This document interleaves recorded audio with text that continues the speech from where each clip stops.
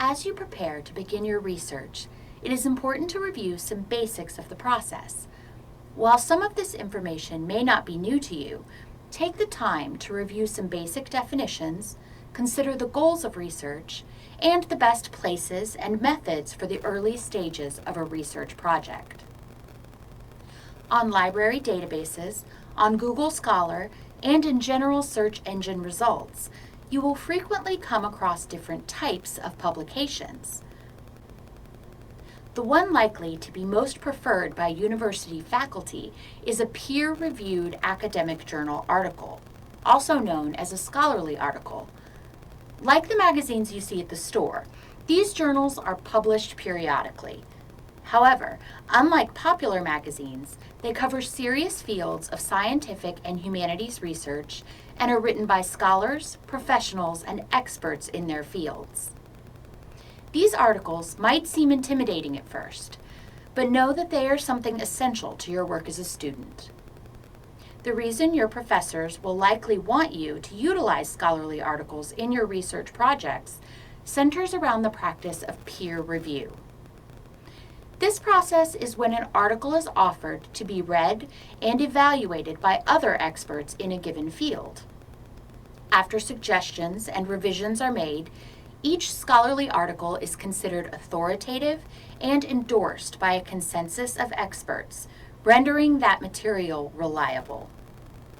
As you will see in our course about database search strategies, many databases offer a function to limit your search results to only those with complete peer review status.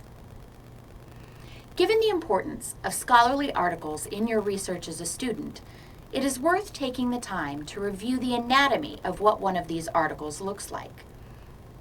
There are standardized sections commonly found in most academic journal articles. The first is the abstract. This section offers a brief summation of the goal of the article or study and might include mention of the research results. The introduction offers a description of why the article came to be, what the goals of the study were, and why the researchers felt it was an important enough topic to warrant in-depth investigation. The literature review, which is occasionally embedded in the introduction, but more frequently appears as its own section, covers similar studies, scholarly articles, and researchers that have guided the current question and methods being used. This section tells us a brief review of what type of research came before the paper we are currently reading and can advise our understanding of the status quo at the time of publication. Also, the literature review can prove to be an excellent source for identifying other, related scholarly articles you may want to locate and review. The methods section covers how the study or research was conducted. In an article covering a hard science field, such as biology, this section is likely to be quite in-depth with detailed plans for data collection and analysis. In a humanities-related article, it might cover more qualitative research standards. The difference between qualitative and quantitative research is something we'll revisit momentarily. For now, we move on to the next section, which is results. Here, we learn what the methodology of the study led to and are able to investigate actual data which resulted. These sections tend to be a bit technical, and you'll frequently find tables, charts, and graphs which help summarize and visualize the data. Next, the discussion, or sometimes known as the analysis section, offers the researchers an opportunity to interpret their data. This is when the article will likely shift from technical and hard data-focused description to a more narrative description of what the results potentially mean to the field of study. And finally, the conclusion section summarizes what was learned throughout the course of research and frequently recommends areas of improvement or future study suggestions. To briefly revisit the subject of qualitative versus quantitative research, It is important to note that this differentiation is not made strictly along the lines of hard sciences versus the humanities. You are likely to see a combination of qualitative and quantitative methods and data in some of the articles you use in your research, so take a moment to consider the difference between the two.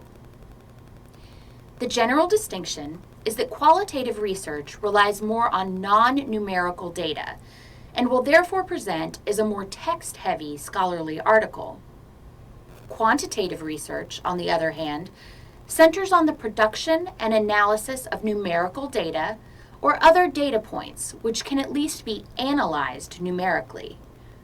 Keep these distinctions in mind, as you might find that including both quantitative and qualitative resources in your research will help strengthen the overall quality of your work.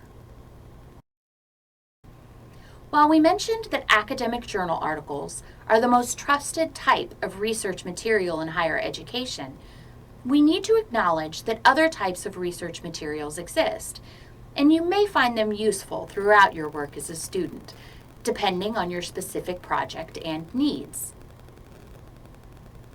Trade publication articles will also turn up in your database search results. Similar to academic journals, these magazine-style periodical publications feature articles written by experts in a field or industry. The main difference between trade journal articles and scholarly articles is the lack of a stringent peer review process. These articles will be more focused on recent news, industry trends, opinion pieces, and other timely topics. The benefit of foregoing the peer review process is that trade articles can be created and published at a much faster rate, given that they don't require such stringent review. Therefore, if you are interested in a current event or a fast-changing field, you might discover that trade publication articles will play a major role in your research. Also, popular magazine articles will be available via database searches. These are the publications you are most likely to find at the checkout of your local grocery store, and their most defining feature separating them from scholarly or trade articles is that the articles are generally written by journalists rather than specific field experts. The goal of popular magazine articles is generally to entertain rather than to exclusively inform, and they lack both peer review and casual field expert endorsement. Finally, newspaper articles, also written by journalists, do meet the research qualification standard of being motivated by a desire to inform an audience. However, while news articles can provide valid and even verifiable information, the specific sources utilized to gather the information of the article is not as transparent as you might find with scholarly or trade articles, making them less easy to evaluate as reliable.